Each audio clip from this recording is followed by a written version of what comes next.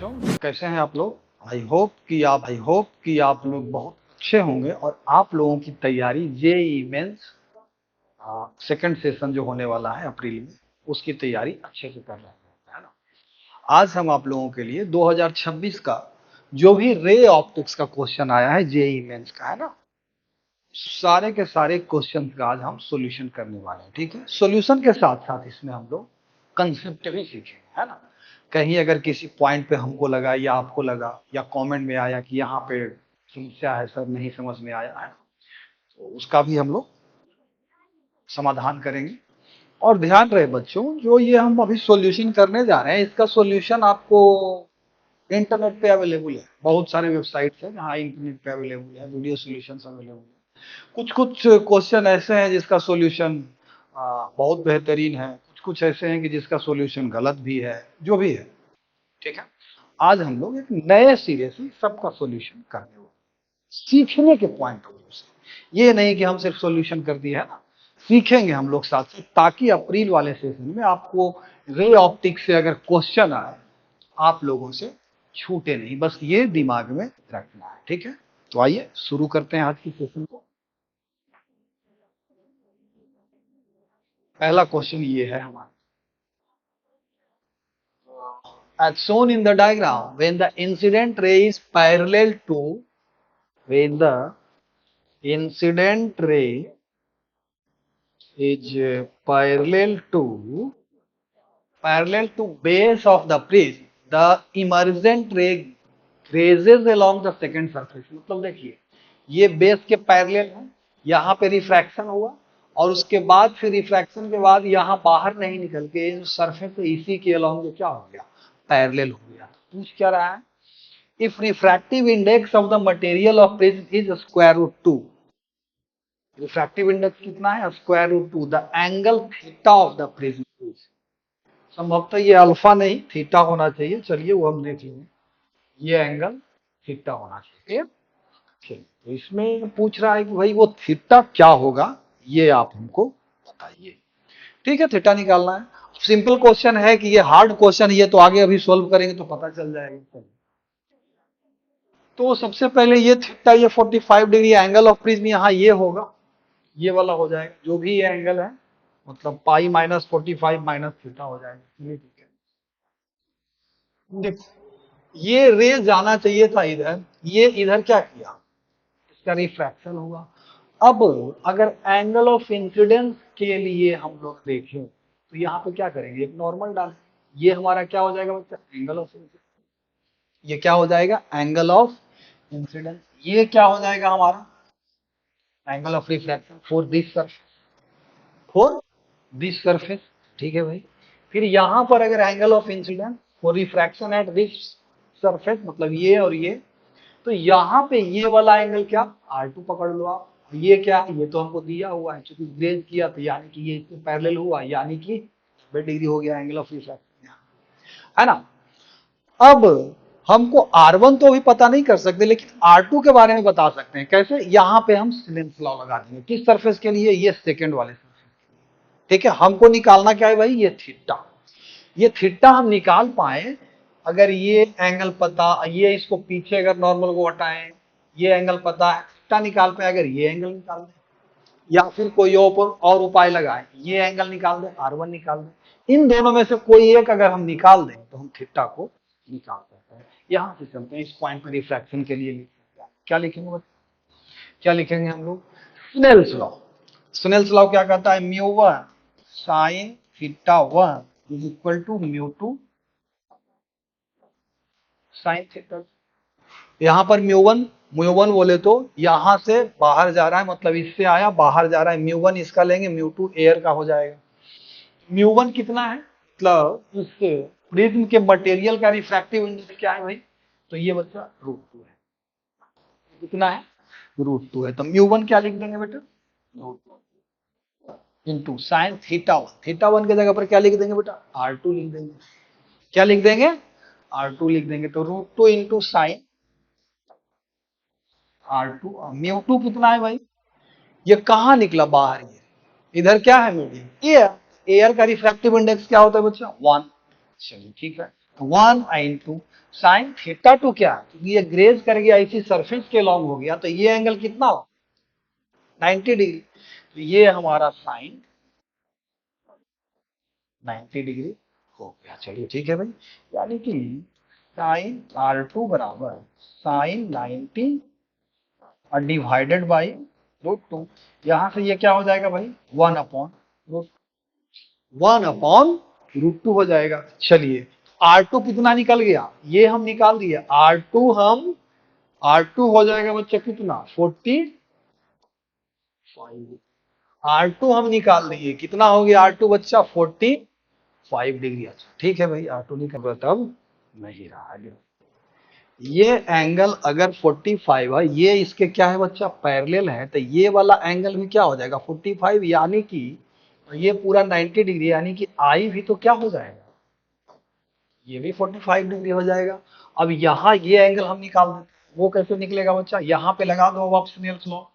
μ1 into sine theta 1 is equal to μ2 into sine theta 2। इस point पे लगा रहे हैं, ये 45 तो ये भी 45, ये आई भी 45। μ1 कितना बच्चा 1, साइन थीटा 1 यानी कि साइन 45 इज इक्वल टू क्या, साइन 45 इज इक्वल टू μ2। μ2 कितना, अरे इसका रिफ्रैक्टिव इंडेक्स √2। चलो, और ये साइन थीटा 2 यानी कि साइन थीटा 2 बराबर, या साइन थीटा 2 यहाँ क्या है R1, साइन R1 बराबर क्या होता है 1/√2 बाई √2, तो 1/2 यानी कि R1 बराबर कितना आ गया बच्चे 30 डिग्री। R1 यानी कि ये वाला एंगल अब हमारा निकल गया, ये R1 जो है निकल गया, ये R2 भी निकल गया। तो अब देखो, अब ये थीटा हमको निकालना है, ये थीटा हमको निकालना है। ये R1 अगर निकल गया, ये 45 है, ये 30 डिग्री है, तो ये कितना हो जाएगा अल्फा हमारा 60 डिग्री निकल गया। अरे अल्फा 60 डिग्री नहीं होगा क्या, ये 30 डिग्री है, ये टोटल 90 डिग्री, तो अल्फा प्लस ये R1 बराबर 90 डिग्री होगा, तो ये 60 डिग्री, ये 60, ये 45, तो ये कितना हो जाएगा 60 40 105, तो ये हमारा हो जाएगा बच्चा 75 डिग्री, ये वाला एंगल। ठीक है, ये 75, ये 45, तो ये थीटा नहीं निकल जाएगा, यही तो निकालना था। 75 plus 45 plus theta is equal to pi, मतलब थीटा बराबर कितना होगा 75 5 8 4 120, यानी कि 180 और माइनस 120 कितना हो जाएगा बच्चा 3 डिग्री।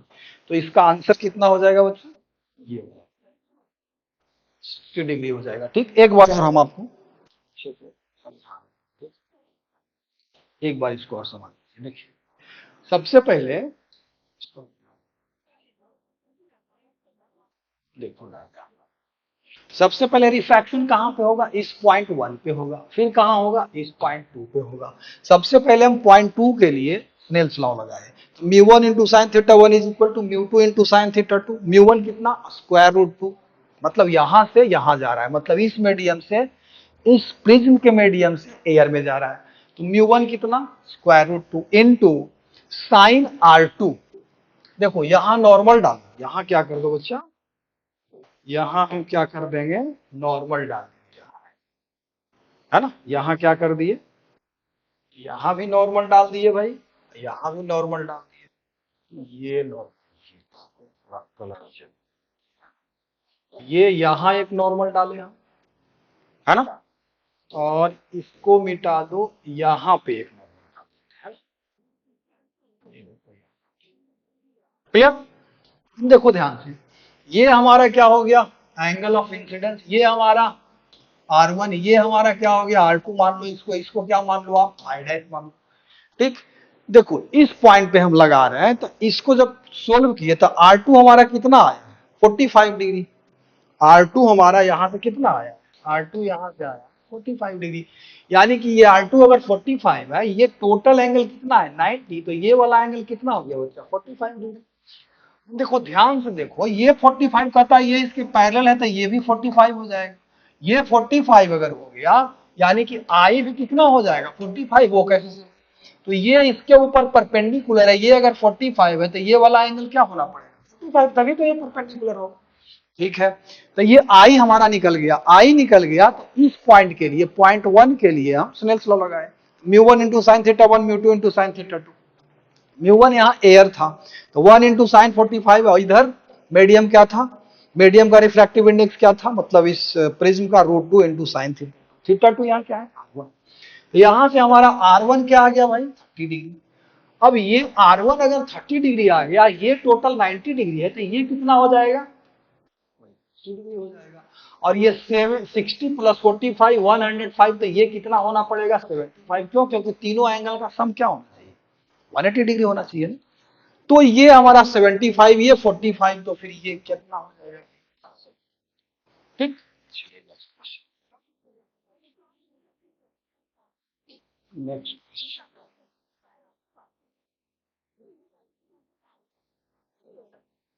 चलिए नेक्स्ट क्वेश्चन कहता है, thin prism with angle 5 degree of refractive index 1.72 is combined with another prism of refractive index 1.9 produce dispersion without deviation। मतलब डिस्पर्सन हो बट डेविएशन नहीं हो, मतलब अगर एक प्रिज्म आप ऐसे रखें अच्छा, तो दूसरे प्रिज्म को ऐसे रखें तो डिस्पर्सन होगा, लेकिन क्या कर रहा है, डिस्पर्सन विदाउट डेविएशन, डेविएशन नहीं हो, मतलब सात रंग में तो बटे, है ना, लेकिन डेविएट ना करे। मतलब यहां से ऐसे अगर हम इंसिडेंट करवाए तो यहां ऐसे ही निकल जाए, इसके ये क्या रहा है, डेविएशन नहीं होने के लिए याद रखिएगा, जो एवरेज डेविएशन क्या होना चाहिए, 0। एवरेज डेविएशन क्या होता है भाई, तो म्यू -1 इंटू ए, म्यू 1 -1 इंटू ए प्लस इसके कारण, मतलब इसके कारण मान लिया डेविएशन हुआ, मान लेते हैं कि delta 1, del is equal to mu -1 into, इसके कारण डेविएशन ठीक उसका उल्टा होगा, उसके कारण हो जाएगा म्यू 2 -1 इंटू ए। इसको A1 ले लो, इसको A2 ले लो, ये क्या हो जाना चाहिए, 0। बस ये कर दो, इसमें क्या निकल जाएगा हमारा, क्या निकालना, without deviation angle of second plane. First plane का 5 डिग्री है, तो इसका क्या होगा वो निकालना है, कोई इसको खाली 0 कर देना। पहले प्रिज्म का रिफ्रैक्टिव इंडेक्स क्या है भाई, 1.7, यहाँ क्या लिख देंगे, सीधा सीधा 1.72 -1 इंटू A1। A1 तो दिया हुआ है, चलो A1 दिया हुआ है यहाँ 5, क्लियर। और ये प्लस ना लेकर के उलट करके रखे हैं, तो इसको माइनस में ले लेते हैं, नहीं तो आंसर क्या चीज में आएगा, नेगेटिव में आएगा। माइनस म्यू टू कितना बच्चा, 1.9 -1 A2, यही तो हमको क्या लिखा हुआ, ये बराबर 0। A2 बराबर हमारा कितना आता है, ठीक है, सीधा सीधा 1.72 -1 यानी कि 0.72 डिवाइडेड बाई 0.90 इंटू कितना 5 डिग्री, तो 0.72 बाई 0.90, ठीक है, कितना हो जाएगा, ये हो जाएगा 72 बाई 90 या इंटू 5 डिग्री, 5 डिग्री, तो ये हो जाएगा हमारा ऐसे 9 9 8 जा 72, ये कटा 10 यहाँ से निकाल दो बाहर, 8 × 5 बटा 10, 5 × 2 = 10, तो 2 × 4 डिग्री हो जाएगा आंसर। क्या हो जाएगा बच्चा, ये वाला आंसर हमारा 4 डिग्री, इसका क्या हो जाएगा बच्चा, हो जाएगा। ये बहुत सिंपल था, देखो एवरेज डेविएशन क्या, म्यू -1, देखो ध्यान रहे, हम एवरेज डेविएशन करने में तो येलो कलर का लिया जाता है, लेकिन यहाँ पर कुछ मेंशन ही नहीं किया है, सीधा सीधा इसका रिफ्रैक्टिव इंडेक्स भाई ये है, और इसका रिफ्रैक्टिव इंडेक्स सर जी ये है। अब आप निकालिए एंगल ऑफ प्रिज्म, तो बहुत वेग रखता है क्वेश्चन, क्या रखता है, वेग रखता है। तो मान के चलिएगा thin prism angle 5 degree refractive index, ये किसके लिए दिया है, येलो कलर के लिए ही दे दिया, ये मान के चलिएगा, कंफ्यूज मतलब एग्जामिनेशन हॉल में कंफ्यूज नहीं करना है, ठीक है। चलिए नेक्स्ट क्वेश्चन, तो ये इसका हो गया, तो प्रिज्म 1 का। इस प्रकार से प्रिज्म 2 का अगर लेंगे तो mu dash by -1 into A2 हो जाएगा, इन दोनों को ऐड कर दो, और उलट के चूंकि रखे हैं तो एक पॉजिटिव तो एक नेगेटिव, दोनों का क्या होना चाहिए, 0, एंगल निकल जाएगा दूसरे वाले, क्लियर। ये देखो तीसरा सवाल, तीसरा है या चौथा है, थोड़ा ध्यान से इस क्वेश्चन को, कहता है consider light travelling from medium A to medium B. Medium A से मीडियम बी में जा रहा है, separated by a plane interface. If the light undergoes total internal reflection during its travel from medium A to medium B and the speed of light in medium A and B are, मतलब A में ये है speed और B में ये है speed, ठीक है। Then the value of critical angle is, मतलब वहां वहां लिख करके और लास्ट में क्वेश्चन क्या पूछता है बच्चा, value of critical angle is. तो दो मीडियम को पहले क्या कर दो बच्चा, इसका रिफ्रैक्टिव इंडेक्स आप म्यू 1 पकड़ लो, इसका रिफ्रैक्टिव इंडेक्स आप म्यू 2 पकड़ लो। अरे क्लियर है, mu 1 must be greater than mu 2 critical, मतलब टोटल इंटरनल रिफ्लेक्शन के लिए, है ना। मान लेते हैं बच्चा, मान लेते हैं कि ये हमारा क्या है, नॉर्मल। क्लियर, ये यहां से हमारे रे साहब आए, ये हमारा थीटा हो गया, ये किधर जाएगा, क्योंकि म्यू 1 ग्रेटर देन म्यू 2, तो ये नॉर्मल से क्या जाएगा, अवे जाएगा। ऐसा कुछ होगा ना, सिनेरियो तो ऐसा ही होगा ना। देखो, हमको अगर ये थीटा निकालना है, जिसके लिए ये रे इधर इस मीडियम में नहीं जाकर के इसके पैरेलल हो जाए, पैरेलल कहने का मतलब एंगल ऑफ रिफ्रैक्शन, ये थीटा आ गया, ये एंगल ऑफ रिफ्रैक्शन होगा, मतलब इसको थीटा के बजाय आर ले लो। क्या ले लो, इसको क्या ले लो, आई ले लो। ये एंगल ऑफ इंसिडेंस, ये एंगल ऑफ रिफ्लेक्शन। अब स्नेल्स लॉ लगाओ, स्नेल्स लॉ लगाओगे तो क्या होगा, mu 1 into sine I is equal to mu 2 into sine R. देखो हमको पूछता है ये क्रिटिकल एंगल, ये critical angle I, critical angle बोले कब होगा, जब आर का वैल्यू क्या हो जाएगा बच्चा, 90 डिग्री। तो यहाँ आर का वैल्यू क्या पुट कर दो, 90 डिग्री। लिखेंगे म्यू 1 इंटू साइन आई की जगह पर हम क्या लिख देते, theta is equal to mu 2 into sine 90 degree क्या होगा, 1। यानी कि साइन थीटा सी बराबर यहाँ क्या आ म्यू 2 आई, जहां म्यू 2 उस मीडियम का है जिसका रिफ्रैक्टिव इंडेक्स कम वाला है। अब आप इस सवाल क्या था एक्चुअली, सिर्फ रिफ्रैक्टिव इंडेक्स निकालिए और रेशियो ले लीजिए, है ना, साइन इनवर्स लगा दीजिए, वही हमारा क्या हो जाएगा, क्रिटिकल है। क्लियर, चलिए ठीक है भाई। तो हम लोग सबसे पहले ए मीडियम ए का, from medium A to B and the speed of light in medium A is इतना, यानी कि अगर म्यू ए कहेगा हमसे तो speed of light in vacuum कितना हो जाएगा, divided by speed of light in this medium, तो 2.4 इंटू 10⁸ खत्म हो गया। तो ये हमारा आ गया 3/2.4 यानी कि 30/24, है ना। 5 6 जा 30, 4 6 जा, है ना, कितना आ गया भाई, हाई/4 मीडियम ए का, मीडियम 1 का ये निकला। अब इसी प्रकार से मीडियम 2 का क्या हो जाएगा भाई, 2.7, 3/2.7 मतलब 3/2.7 यानी कि 30/27, 10 3 जा 30 और 9 3 जा 7 27, ये आ गया हमारा 10/9। क्रिटिकल एंगल यहां से क्या आ गया बच्चा, देख लो आप, साइन थीटा सी। अरे समझ में आ रहा है, समझ में नहीं आ रहा, सवाल सब बच्चा सिंपल है। आपको इसमें यूज होने वाला जो कंसेप्ट है, जो छोटा छोटा जो फॉर्मूला है, वो आपको बस याद है ना। ऐसा कुछ भयंकर चीज की, मतलब भयंकर ट्विस्ट नहीं है क्वेश्चन में, किसी क्वेश्चन में, है ना। क्या किया, साइन थीटा सी, म्यू 2 आई म्यू 1, म्यू 2 कितना 10/9, म्यू 2 कितना बच्चा 10/9 है। चलिए भाई 10/9 डिवाइडेड बाई क्या, म्यू 1 कितना 5/, तो ये कितना हो जाएगा भाई, 10/9 इंटू 4/5, 2 दूना 4, 5 दूना 10, है ना। 8/9 हो गया, 8/9 यानी कि थीटा सी हमारा क्या आ गया बच्चा, sine inverse 8 by critical angle.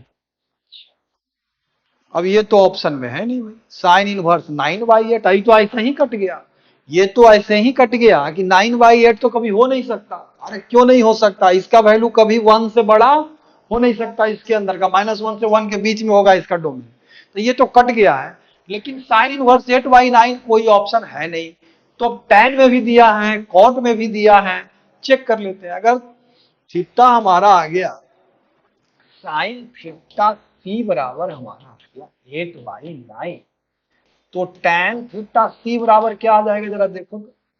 एक ट्रायंगल बना लेते हैं सिंपल सा। इस तरह के केस में अगर कंफ्यूजन हो, कंफ्यूजन करने का मतलब ऑप्शन में मिले ही नहीं और दूसरे में दिया है tan cot में, तो देख लेंगे 8/9, ये परपेंडिकुलर ले, ये 9 हो जाएगा, है ना, और ये 9 हो जाएगा, ये कितना हो जाएगा बच्चा, 9 9 81 माइनस 8 8 64, तो हो जाएगा 81 माइनस 64, है ना, 11, 11 में से 4, तो ये हो जाएगा 7, और ये 7 में से हो गया 1, स्क्वायर रूट के अंदर ये 17 आ गया। अब देखो tan थीटा से क्या होगा बच्चा, 8/√17, यानी कि अगर tan के टर्म में होगा तो tan इनवर्स 8/√रूट के अंदर 17, ये है क्या है, तो चौथा नंबर हो जाएगा। फोर्थ नंबर इसका क्या हो जाएगा बेटा, आंसर हो जाएगा। तो इसमें थोड़ा सा दिमाग लगाया, हो सकता है कि बच्चा लोग टेंशन में आकर के कि सर जी साइन इनवर्स 8/9 आया है और यहाँ साइन इनवर्स 9/8 है, तो हो ही गया, ये तो करेक्ट हो गया, यही है, उल्टा पुल्टा हो गया होगा हमसे कैलकुलेट करने में। ऐसा नहीं है, कैलकुलेशन आपका स्ट्रांग होना चाहिए और आपको अपने कैलकुलेशन पे क्या होना चाहिए बच्चा, कॉन्फिडेंस होना चाहिए कि हम जो कैलकुलेट किया वो क्या है, करेक्ट, नहीं तो फिर ये गलती होगा। कैसे फंसाया, ये साइन इनवर्स 9/8 दे दिया और tan इनवर्स यहाँ आंसर घुसेड़ दिया है, गलती बच्चा हड़बड़ाहट में करेगा ही, लेकिन दिमाग लगाना, ये हो नहीं सकता ना। साइन इनवर्स एक्स, एक्स यहाँ कहां से कहां के बीच, -1 से 1 के बीच में लाइन करेगा, यहां दे दिया 9/8, तो ऐसे ही कट गया, इसमें तो सोचना नहीं है, बेसिक मैथमेटिक्स से कट गया, इनवर्स ट्रिगोनोमेट्रिक फंक्शन से, ये तो होना ही नहीं, तो ऑप्शन क्या हो जाएगा, फोर्थ। क्लियर, चलो नेक्स्ट क्वेश्चन चलो। ये क्या कह रहा है, biconvex lens is form by using two thin plano convex lens. Plano convex lens कैसा होता है, देखो आधा आधा करके ही जोड़ दिया गया, मतलब एक तरफ कॉन्वेक्स और एक तरफ प्लेन, आई दूगों को जोड़ेंगे तो ऐसा नहीं बनेगा, वही है यहाँ फिगर, है ना, ठीक है। कहता है plano convex lens as shown in the figure. The refractive index and radius of curvature, radius of curved surfaces are also mentioned in the figure. When an object is placed on the left side of lens, left side, at a distance of 30 centimeter, U दे रखा, from the biconvex lens, the magnification of the image will be. कहता है कि image का magnification क्या होगा, है ना, image का मैग्निफिकेशन तो हम तब निकालेंगे जब इसका भाई ऑब्जेक्ट डिस्टेंस, मतलब अगर लेंस है, लेंस के लिए जो मैग्निफिकेशन होता है बच्चा वी बाई यू होता है, वी बाई यू, भी जहां क्या है इमेज डिस्टेंस, यू क्या है बच्चा ऑब्जेक्ट डिस्टेंस, तो ये तो तब निकालेंगे ना जब हम पूरा इसका फोकल लेंथ निकाल, है ना, या फिर अलग अलग इसके कारण कहाँ इमेज बना, फिर उसके कारण कहाँ बना, फाइनल इमेज कहाँ बना, ये सब कैलकुलेट करें। तो इसके लिए हम लोग सीधा सीधा एक काम करते हैं भाई, इसका फोकल लेंथ कैलकुलेट करना है ना, इसका डाटा तो दिया हुआ, डाटा तो दिया ही है, यू का वैल्यू दे रखा है, ये हमारा यू है बच्चे, इसको दिमाग में रखना, अब डाटा इसका दिया है, the magnification of the image will be mu बराबर लेफ्ट लेंस, इसका देखो 1.5 लिख देता हूं, इसका क्या बच्चा 1.5 refractive index, left lens mu बराबर 1.2, इसका क्या है 1.2 है राइट वाले का, radius of curvature 15 centimetre left lens, इसका रेडियस ऑफ कर्वेचर बोले तो R1 कितना बच्चा 15 सेंटीमीटर, है ना, ये कैलकुलेटिव है आपको लग रहा, और राइट वाले लेंस का कितना है 12, ठीक, u हमको दे रखा है, v अगर निकाल दे तो इस फॉर्मूला में पुट करके हम ये ऑप्शन मिला सकते हैं, ठीक। और कोई दिक्कत इसमें नहीं है बच्चा। इसमें इसका डाटा टोटल दे दिया है लेंस का, तो लेंस मेकर फॉर्मूला लगा देंगे। कौन सा फॉर्मूला? Lens maker formula. अब वो क्या होता है? तो वो तो जो होता है सर हम तो भूल गए। होता है 1/f is equal to μ2 upon μ1 minus 1 into 1 upon r1 minus 1 upon r2, 1 upon r2। अब आप कहिएगा सर इस किसका फोकल लेंथ निकलेगा? बच्चा ही दो लेंस को मिला के बनाया, तो ये आधा लेफ्ट साइड का फोकल लेंथ निकाल रहे हैं। फिर कौन सा फॉर्मूला लगाएंगे? जब कांटेक्ट में लेंस को रखते हैं तो क्या हो जाता है फोकल लेंथ? 1/f1 प्लस 1, तो ये वाला फॉर्मूला। क्लियर? देखो यहां क्या μ2 यहां पर में क्या है, इसमें से इसमें जा रहा है, तो μ2 क्या है? इसका रिफ्रैक्टिव इंडेक्स मटेरियल का क्या है? 1.5/1 minus 1 into 1 upon r1। r1 इसका क्या लेंगे? ये राइट साइड लेंगे तो पॉजिटिव लेंगे, 1 अपॉन r1 यानी कि 1/15 माइनस 1 अपॉन r2। r2 तो चूंकि प्लेन है इधर, r2 क्या हो जाएगा बच्चा? इंफिनिटी माइनस 1/इंफिनिटी। अरे यहाँ ये हमारा प्लेनो कौन, इसका रेडियस ऑफ कर्वेचर क्या? r1। इसका रेडियस ऑफ कर्वेचर क्या? अरे ये तो इंफिनिटी टेंड करेगा ना। अरे ये प्लेन है, अरे प्लेन है तो R2 इंफिनिटी टेंड करेगा ना, तो R2 यहाँ इंफिनिटी पुट कर दिया। तो ये हमारा F1 कितना आ गया बच्चा? 0.5 आ गया सर जी, डिवाइडेड बाई 15 आ गया, और कुछ नहीं आया। तो F1 कितना आ गया बच्चा? 15/0.5। ऊपर कर दो और नीचे हो जाएगा, यही होगा ना, 15/0.5, तो 5/10 10 ऊपर कितना आ गया? 30 सेंटीमीटर, 30 सेंटीमीटर। F1 निकाल दिए, अभी तो F1 निकला, F2 निकालना पड़ेगा।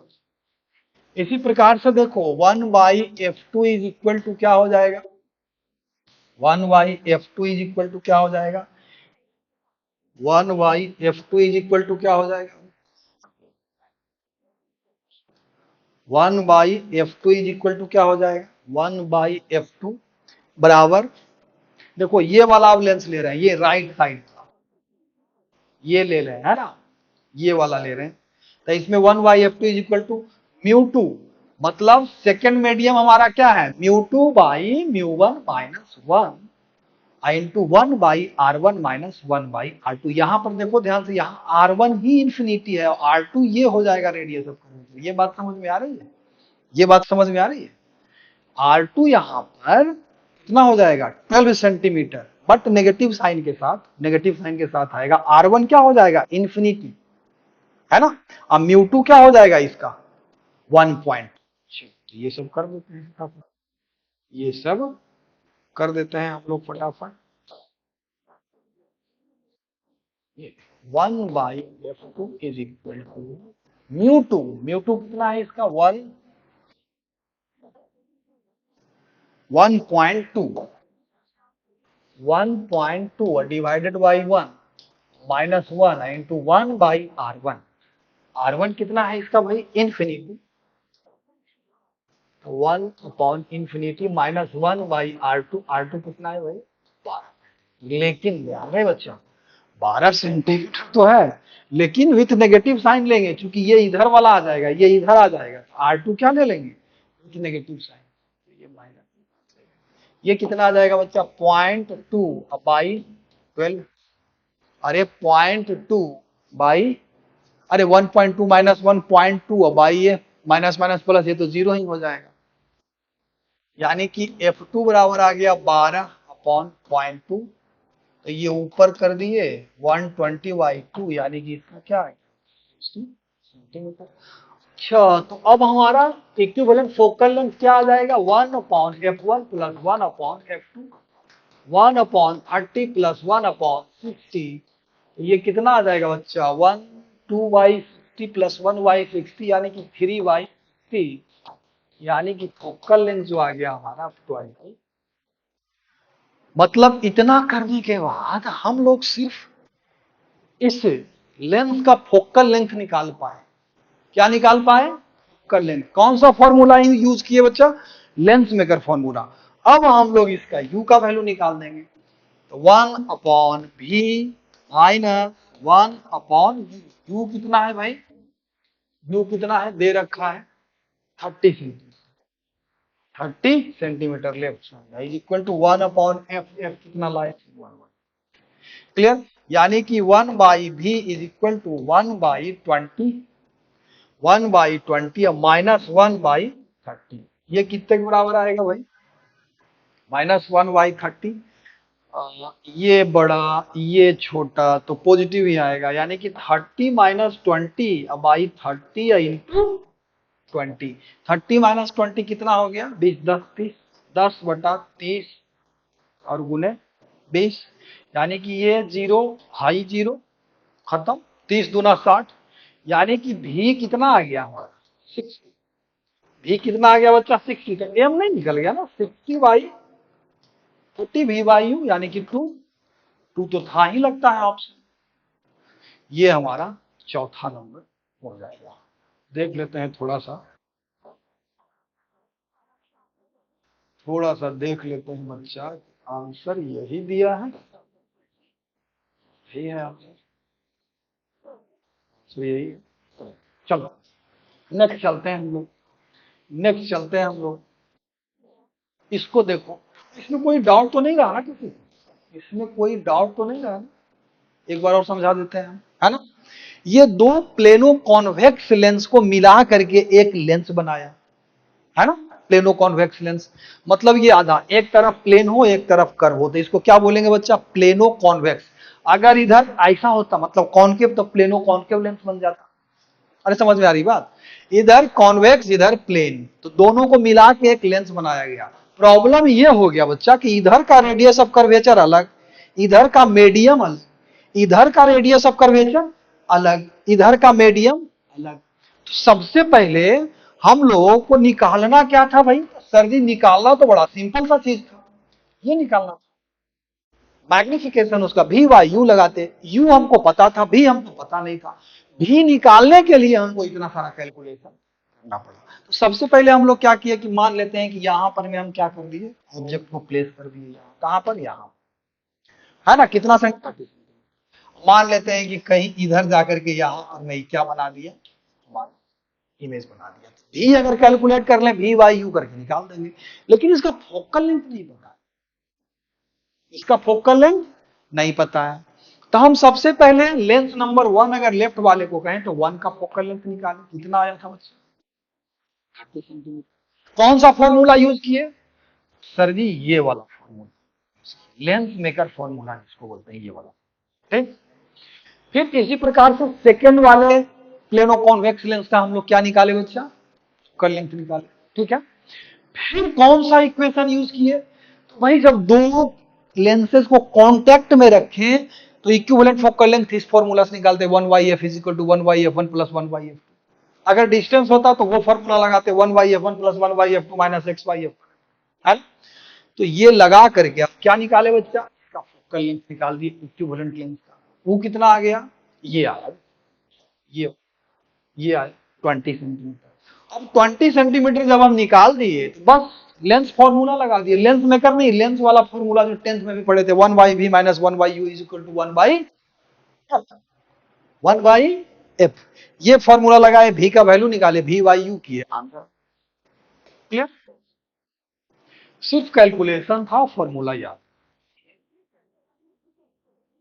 कहता है for a transparent prism if the angle of minimum deviation is equal to its refracting angle. Refracting angle बोले तो एंगल ऑफ प्रिज्म, मतलब angle of minimum deviation angle of prism के बराबर है। The refractive index N of the prism satisfies. N का value क्या क्या हो सकता है? 4 ऑप्शन दिया, 1 से 2 के बीच में हो सकता है, 2√2 से √2 के बीच में हो सकता है। देखते हैं, बस एक ही डाटा हमको इसमें दिया है बच्चा लोग। बोलता है कि भाई देखो सब कुछ तो ठीक ठाक है, लेकिन जो प्रिज्म है ना तुम्हारा, उसका angle of minimum deviation is equal to its refracting angle. अब देखो याद करो, म्यू इज इक्वल टू, अगर प्रिज्म वाला कंसेप्ट तुम्हारे पास है तो म्यू इज इक्वल टू क्या होता था, sine A plus del m by two और divided by sine A by two. इतना बार हम डेराइव भी करवाए हैं क्लास, है ना, जो ऑफलाइन में ऑनलाइन करवाए हैं ये, है ना। अब कहता है कि ये ए इस डेल एम के बराबर है, मतलब ये बोलता है angle of minimum deviation is equal to its refracting, A के बराबर है, मतलब डेल एम बराबर ए, बस पुट कर दिया तो म्यू बराबर क्या आ जाएगा, साइन ए, डेल एम की जगह पर भी ए पुट कर देंगे तो ये 2a बाई 2 हो जाएगा divided by sine A by 2 हो जाएगा। ये क्या हो जाएगा भाई, 2 2 खत्म हो गया, यानी कि साइन ए और divided by sine A by 2, sine A divided by sine A by 2, यानी कि u इज इक्वल टू, और साइन ए को क्या लिख सकते हैं, 2 sine A by 2 into cos A by 2 divided by क्या, साइन ए बाई 2, ये और ये तो कट गया सर, ये तो गयो, तो यानी कि हमारा आंसर जो आ रहा है 2 कॉस, आंसर क्या मतलब एन का वैल्यू ए बाई 2।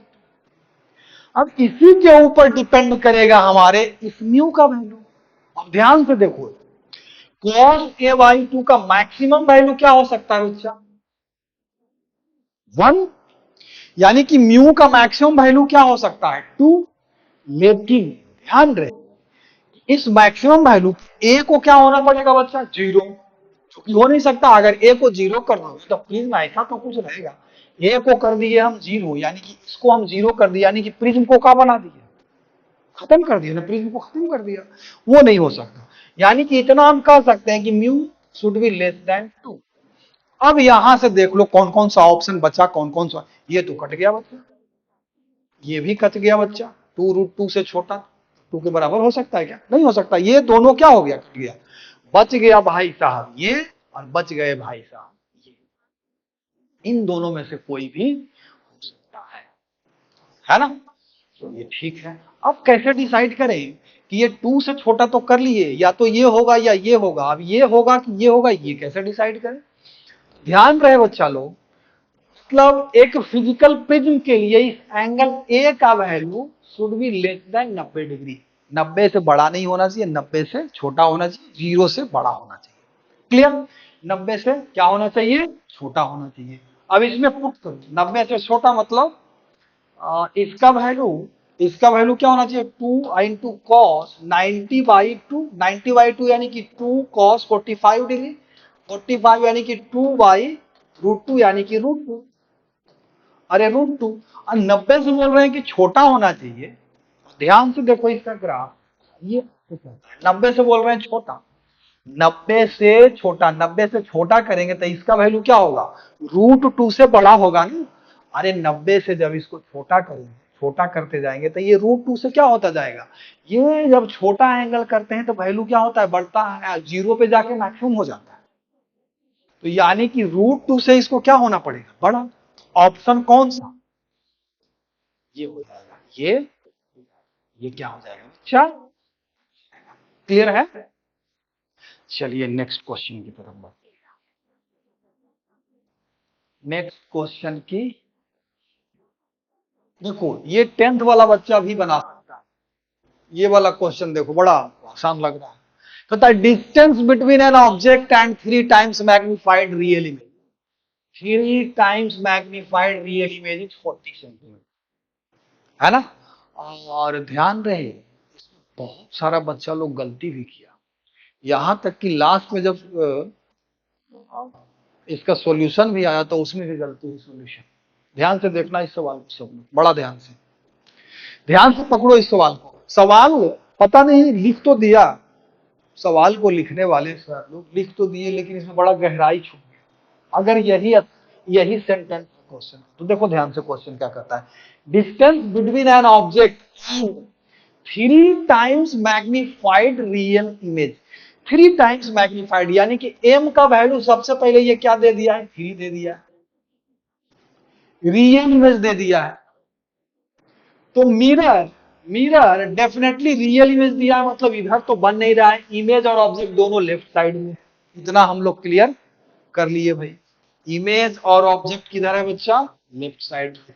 इतना जब हम लोग पता कर लिए, इस लाइन से आगे बढ़ते हैं 40 सेंटीमीटर। अब देखो कहता है distance between object and image, object और इमेज के बीच का डिस्टेंस कितना है बच्चा, 40 centimetre.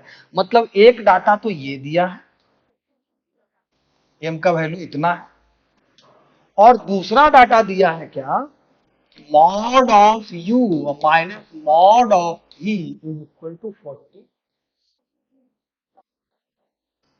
Centimetre.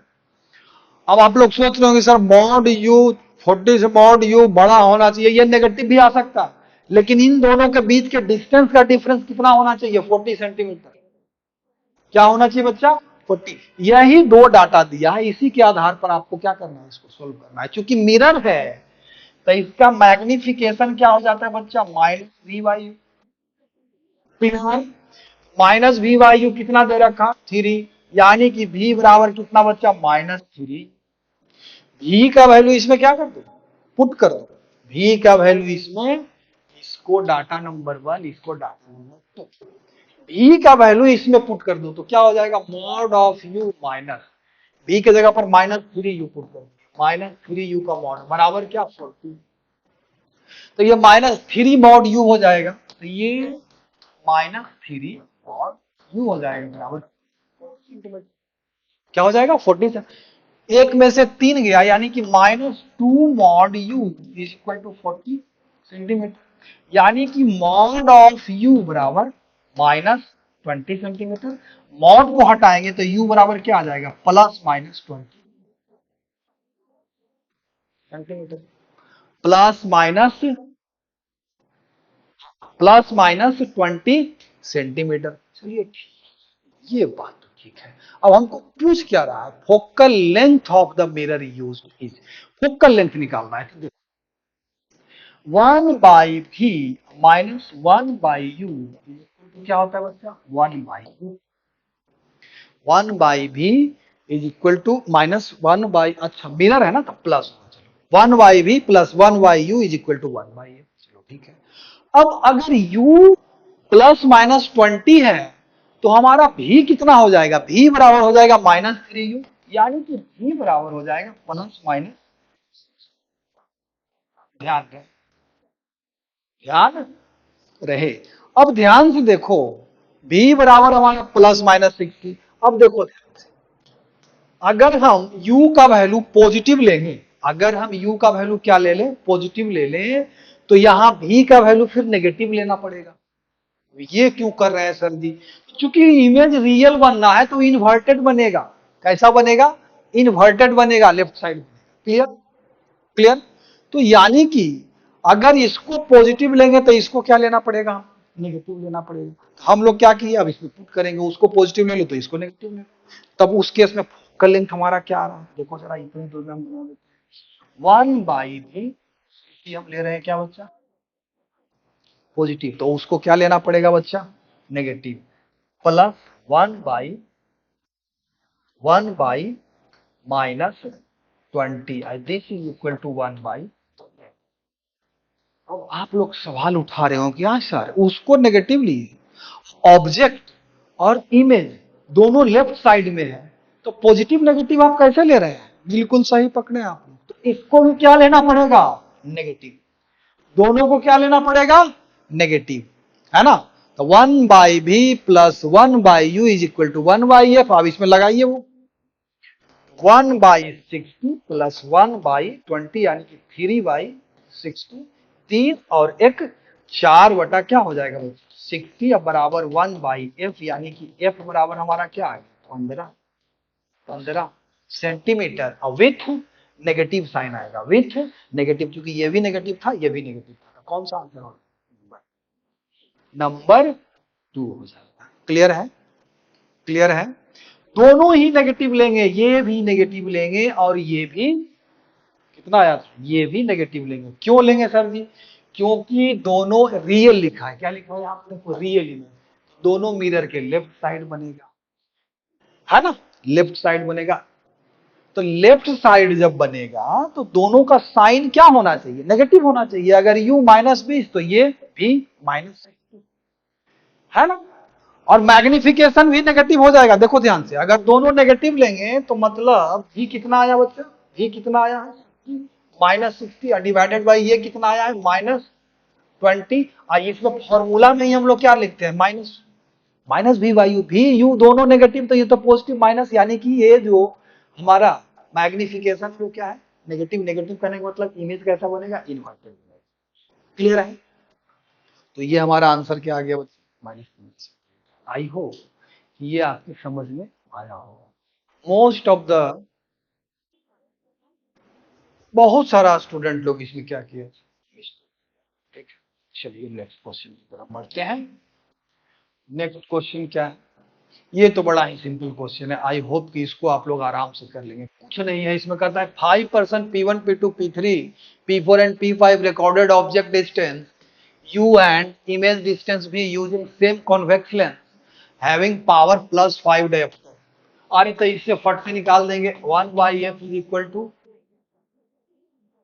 Sorry 1/f is equal to क्या हो जाएगा 5। f बराबर क्या हो जाएगा 1/5। ये मीटर में है, ये मीटर में है, तो 100 से मल्टीप्लाई कर देंगे सेंटीमीटर में होगा, यानी कि 20 सेंटीमीटर। अब इसमें कुछ नहीं करना है बच्चा, हम फोकल लेंथ निकाल दिए। अब सीधे कहता है recovered recorded object distance u and image distance भी यूजिंग सेम कॉन्वेक्स लेंस, मतलब फोकल लेंथ सारे लेंसेज का क्या है 20 सेंटीमीटर ही है। Having power this add 25, 96, 30, 62, 35, 37, 45, 35, 50, 32 respectively identify correct statement. मतलब करेक्ट स्टेटमेंट कौन सा है, सीधा सीधा देखो रिकॉर्ड जो किया तो उसमें सीधा सीधा तुमको v और u का वैल्यू निकालते चलो। इसमें सिर्फ कैलकुलेशन है बच्चा। जैसे फर्स्ट केस को हम लेते हैं, क्या हो जाएगा बच्चा 1/v minus 1/u is equal to 1/f। अरे 1/v minus 1/u is equal to 1/f। अब ध्यान रहे, एक अगर पॉजिटिव लेंगे तो दूसरा क्या है, कैसा लेंस है, कॉन्वेक्स लेंस है। एक पॉजिटिव तो दूसरा क्या, नेगेटिव। तो मतलब ये ऑलवेज क्या चीज में आएगा, प्लस में आएगा। अब तुमको ध्यान रखना है कि बस पुट करेंगे एफ के लगभग लगभग क्या आना चाहिए, बराबर आना चाहिए। तुम पाओगे कि ये इनकरेक्ट लिखा है तो ये भी स्टेटमेंट सही है, इसके बारे में इनकरेक्ट लिखा है ये भी स्टेटमेंट सही है। नहीं ये गलत, ये गलत है। मतलब reading recorded by P3 and P2 person are incorrect, नहीं ये मतलब ये स्टेटमेंट क्या है, करेक्ट स्टेटमेंट पे ये स्टेटमेंट इनकरेक्ट है। यह स्टेटमेंट क्या है, इनकरेक्ट है।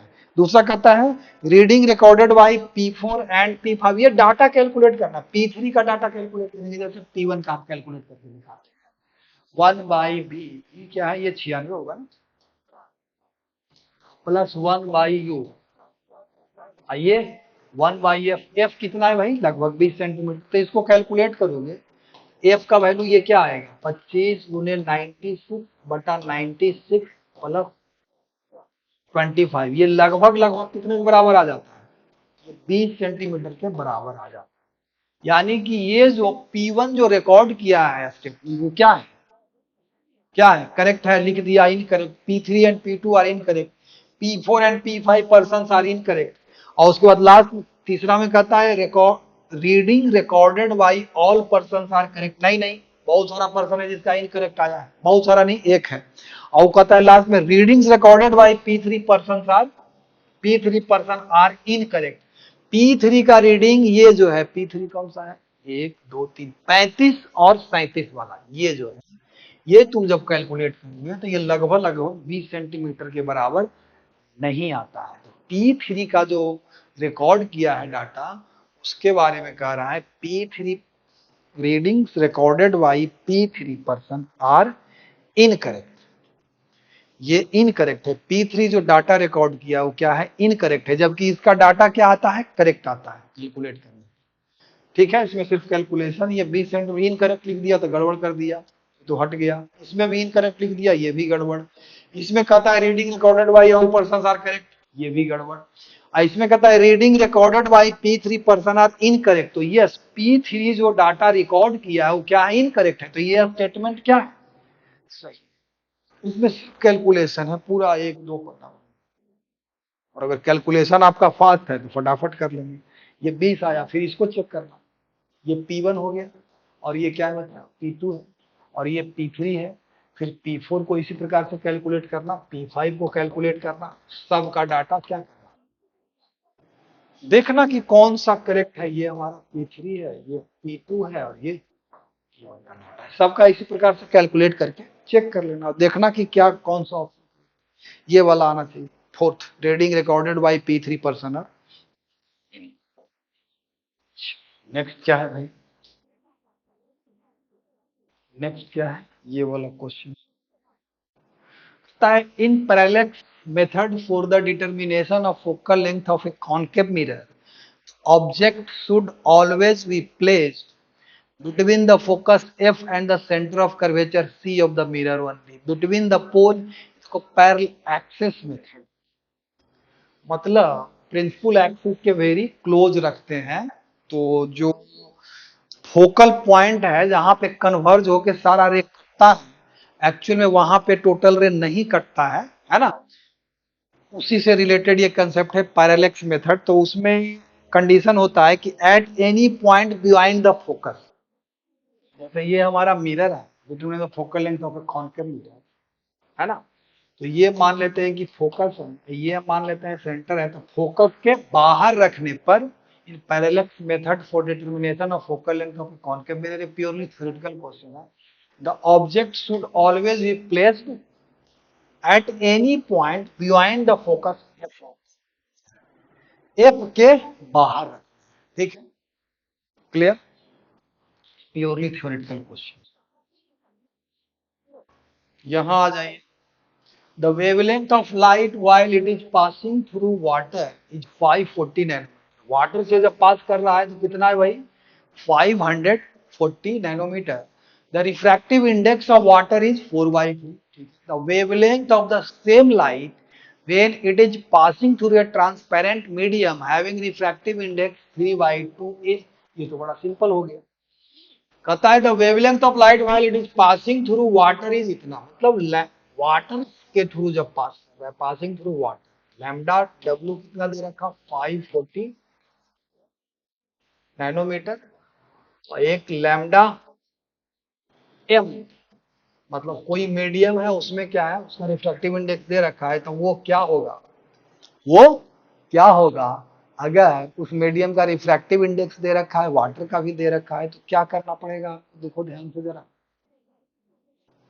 वाटर इज 540 नैनोमीटर, देखो रिफ्रैक्टिव इंडेक्स होता क्या है, तो C अपॉन भी, C बोले तो मान लेते हैं कि वैक्यूम में स्पीड ऑफ लाइट C है, भी क्या है किसी मीडियम में है, C बराबर क्या लिखेंगे, F, फ्रीक्वेंसी तो चेंज करता नहीं है, F note into lambda note, vacuum में वेवलेंथ डिवाइडेड बाई भी मीडियम में, कोई मीडियम में, F into lambda, F note क्या हो गया, खत्म, तो हो गया लैम्डा नोट बाई, यानी कि लैम्डा डब्लू अगर लिखने का बारी है, लैम्डा डब्लू मतलब म्यू डब्लू बराबर क्या लिख सकते हैं, देखो तो इस इक्वेशन से म्यू डब्लू बराबर क्या लिख सकते हैं, lambda note by lambda W.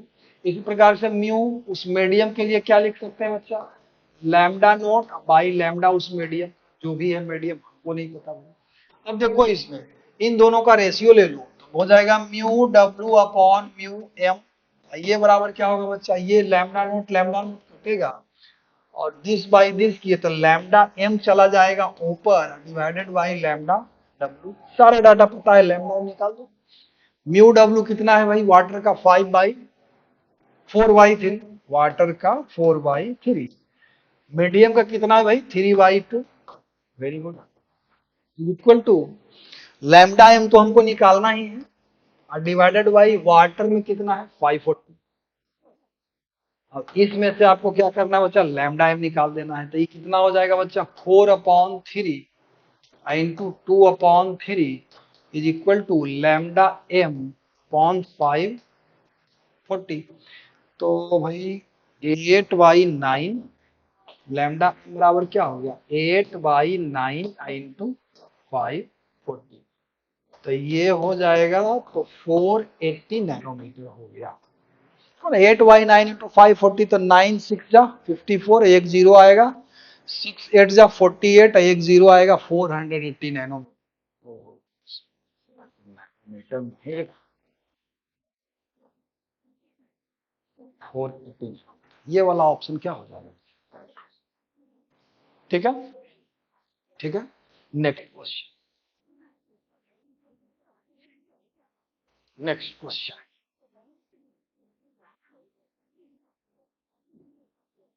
Next question क्या है? Consider an equilateral prism refractive index square root 2।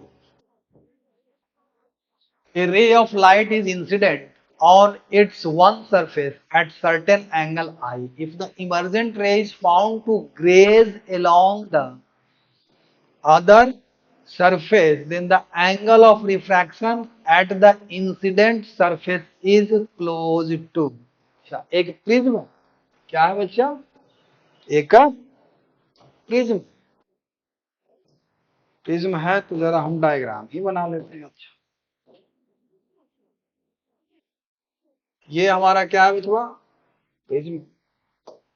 ठीक है भाई, ये प्रिज्म है, कहता है refractive index consider N equilateral prism. अच्छा, सब 60 डिग्री है इसका। रिफ्रैक्टिव इंडेक्स इसका कितना? रूट। इसका म्यू का वैल्यू कितना भाई? Square root. ठीक है। सब एंगल इसका कितना कितना भैया?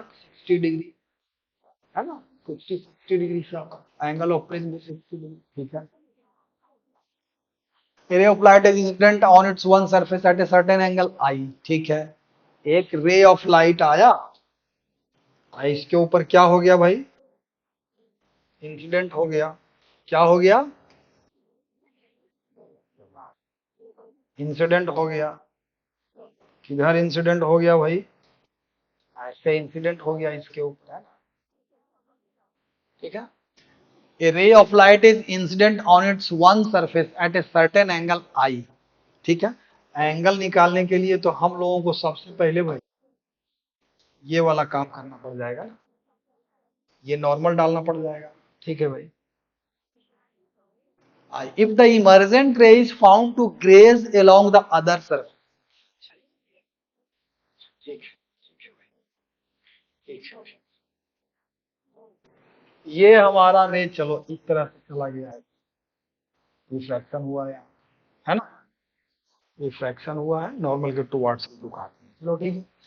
ये कहता है यहाँ पे ग्रेड अलोंग दिस सरफेस, मतलब इसी सरफेस के अलोंग चला गया, ये ऐसा कुछ है। हाँ, इसी के अलोंग चला गया। अच्छा ठीक। If the emergent ray is found to graze along the other surface, then the angle of refraction at the incident surface is। तो यहाँ पर मेरी ये जो है एंगल ऑफ इंसिडेंस, ये आप जरा आपको बता दीजिए बस, और कोनो बात है नहीं, और कोनो बात। अच्छा, ये सब तो 60 है, चलो ठीक है भाई। इसका रिफ्रैक्टिव इंडेक्स दे रहा है, इसका रिफ्रैक्टिव इंडेक्स दे रहा है। चलिए ठीक है, ये 60 तो सब है ही है।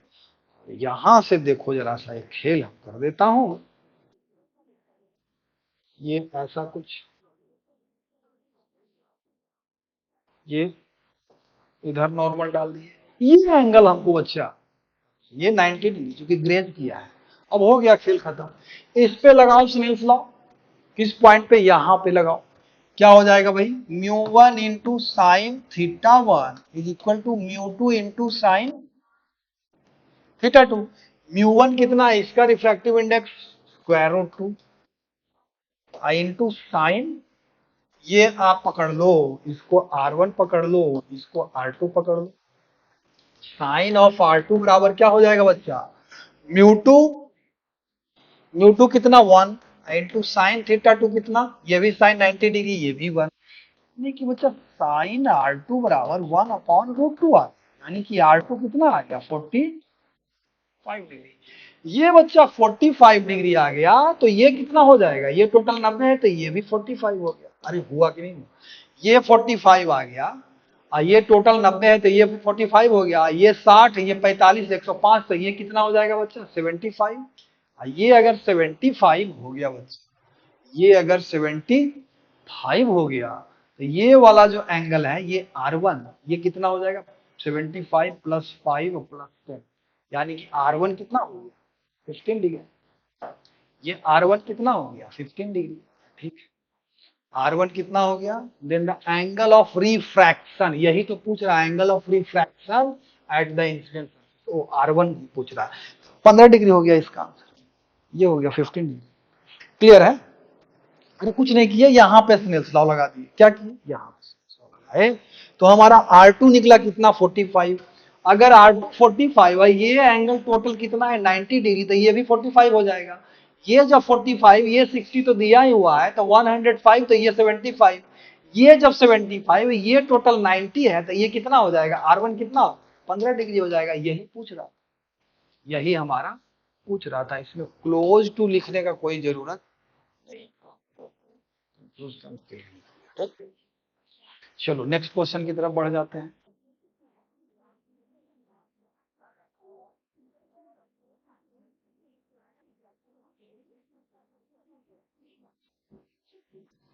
ये जो एक क्वेश्चन है बच्चा, इसको ड्रॉप कर दिया गया है, इसको क्या कर दिया था एनटीए, ड्रॉप कर दिया था, ठीक है ना। इसको सोल्व आप करोगे, तो हम इसको सोल्व कर देते हैं, इसमें नन ऑफ दीज आ जाएगा। देखो एथीन, बट हालांकि ये ड्रॉप कर दिया गया है, लेकिन फिर भी ए थिन कॉन्वेक्स लेंस, इसका आप कैसे सोल्व करेंगे। A thin convex lens of focal length कितना है बच्चा 5 centimetre, and a thin concave lens of focal length 4 centimetre combined together without any gap, बिना किसी गैप के दोनों को क्या कर दिया गया है, कांटेक्ट में रखा गया है without any gap, and this combination has magnification m1। Magnification उस केस में क्या होगा, when an object is placed 10 centimetre before the convex, यहां तक रुकते हैं। जब दोनों के बीच में गैप नहीं है बच्चा, तो 1/f इक्विवेलेंट फोकल लेंथ, ये वाला फॉर्मूला लगा के निकालेंगे। क्लियर, एफ निकाल दिए, ऑब्जेक्ट डिस्टेंस दे रखा है भी निकाल दिए, तो इसका मैग्निफिकेशन क्या निकाल दिए, वी बाई यू निकाल दिए, वी बाई यू निकाल दिए before the convex lens. Keeping the position of the convex lens and object undisturbed, gap of 1 centimetre is introduced. अब फोकल लेंथ क्या हो जाएगा बच्चा, 1/f is equal to 1/f1 plus 1/f2 minus x/f1 minus x/f1। Gap कितना 1 centimetre डाल के आप focal length निकाल दिए। अब इस केस में इमेज कहां बन रहा है वो निकाल दिए, और उसके बाद फिर m2 निकाल दिए, v डैश बाई दोनों का रेशियो ले लिए, ना ये ऑप्शन मिलेगा ना ये option, none of this. Clear, और ये ड्रॉप कर दिया गया है, इसलिए हम इसको सोल्व, एनटीए में ये ड्रॉप कर दिया था इस क्वेश्चन को। I don't know what was the issue, I don't. चलो ये क्या कह रहा है question, parallel beam of light traveling in air, refractive index 1 is incident on a convex spherical glass surface of radius of curvature 50 centimetre. अच्छा एक बात आप देख रहे हो, जो भी क्वेश्चन है इसमें, जो भी क्वेश्चन मेंस में आ रहा है, इसमें हम देख रहे हैं कि अगर आप प्रॉपर ढंग से मतलब ट्वेल्थ का जो रे ऑप्टिक्स का सारा कंसेप्ट है और फॉर्मूला है, अगर आपको याद है और कंसेप्ट क्लियर है, तो सारा सवाल आप क्या कर सकते हैं बच्चे, बना सकते हैं। सारा सवाल आप क्या कर सकते हैं, बना सकते हैं, ठीक है। पता है रेडियस ऑफ कर्वेचर 50 सेंटीमीटर, उस स्फीयर का रेडियस ऑफ कर्वेचर क्या 50, refractive index of the glass is 1.5, the rays converge to a point at a distance 1 centimetre from the centre of the curvature of the spherical surface, the value of x पूछ रहा है। देखो ये ऐसा कुछ है, ये कैसा है बच्चा, अभी हम दिखा देते हैं। एक ग्लास का गोला, एक गोला, एयर से उसमें एक लाइट रे इंसिडेंट हुआ ऑन ए कॉन्वेक्स इस सरफेस, ऐसा एक खींच दो इस सरफेस।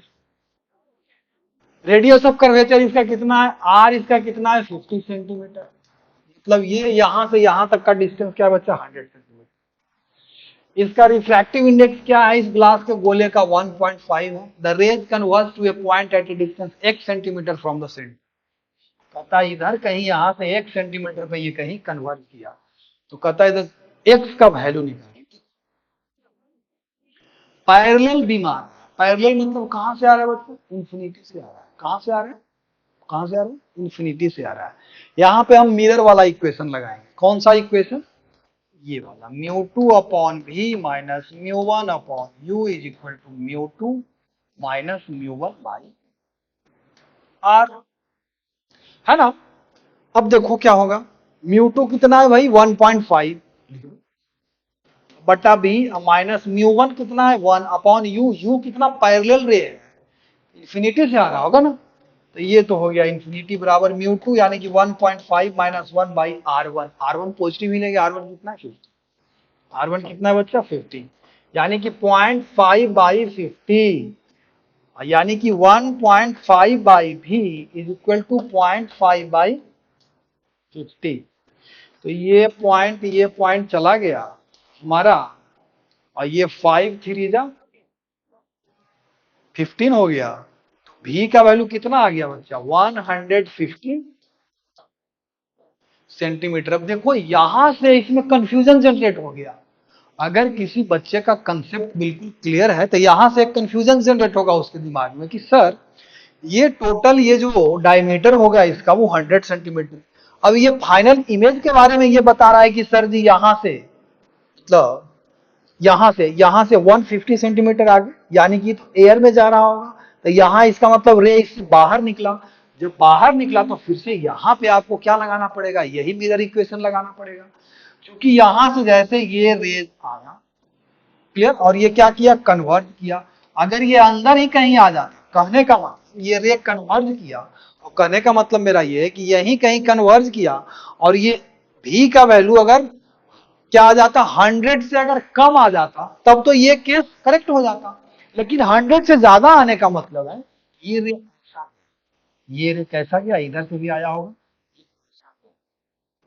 फिर यहां पे फिर रिफ्रैक्शन हुआ होगा, क्लियर। तो हमको एक बार और ये मिरर फॉर्मूला लगाना पड़ेगा, क्योंकि डायरेक्ट ऐसा नहीं कर देना है कि 150 हो गया ना सर जी, 150 और उसके बाद फिर सेंटर से पूछ रहा है 150 में से क्या करेंगे सर जी, ये सेंटर से यहाँ का डिस्टेंस 50 तो 100 तो 100 आंसर हो जाएगा, नहीं गड़बड़ हो जाएगा। अब हमको यहाँ पे भी क्या लगाना पड़ेगा, इसी मिरर इक्वेशन को लगाना पड़ेगा। हम क्या करेंगे भाई पॉइंट पर के लिए, क्योंकि ये इमेज कहाँ बनाया 150 पर, यहां से कितना 150, तो यहां से कितना आ गया 50।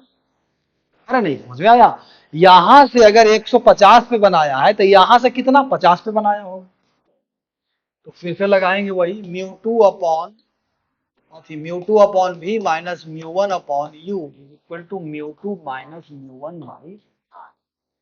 क्लियर, μ2 यहाँ 1 है बच्चा, और v डैश हमको निकालना है माइनस μ1 कितना था 1.5 और डिवाइडेड बाई u कितना था, ध्यान रहे यहाँ u कितना था, मतलब यहां से फर्स्ट इमेज जो बन रहा है इसके कारण वो कहां था, तो वो था सर जी ये 150 पे बना, तो 100 को घटा दिए 50 सेंटीमीटर पे बना होगा, 50 सेंटीमीटर पे यहां से बना होगा, पॉजिटिव लेंगे उसको, यहाँ क्या लिख दिया बच्चा, ये बराबर μ2 minus μ1 1 minus 1.5 divided by r कितना है सर जी, r तो है 50 सेंटीमीटर, लेकिन चूंकि ये इधर आ गया नेगेटिव साइन,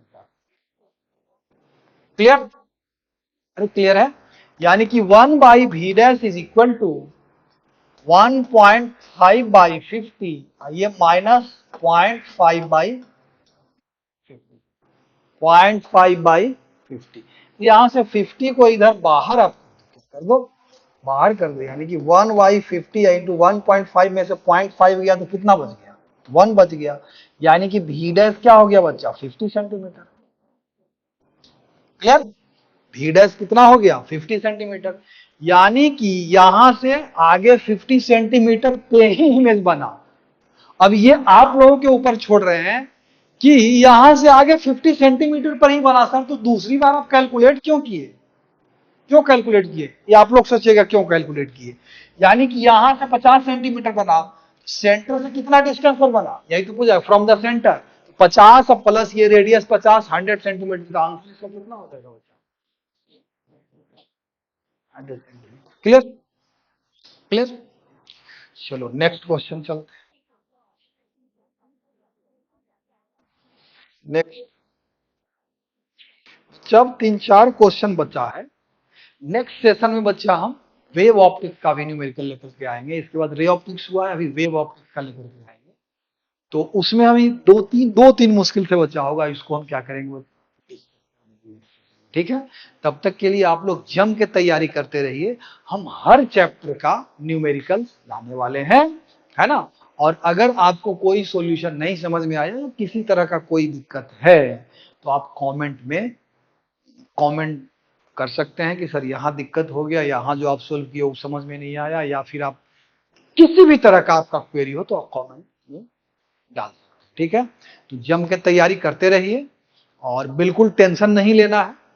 जिनका 99 नहीं आया है सेकंड सेशन में, आई होप कि उनका 99 प्लस आ जाए परसेंटाइल, है ना।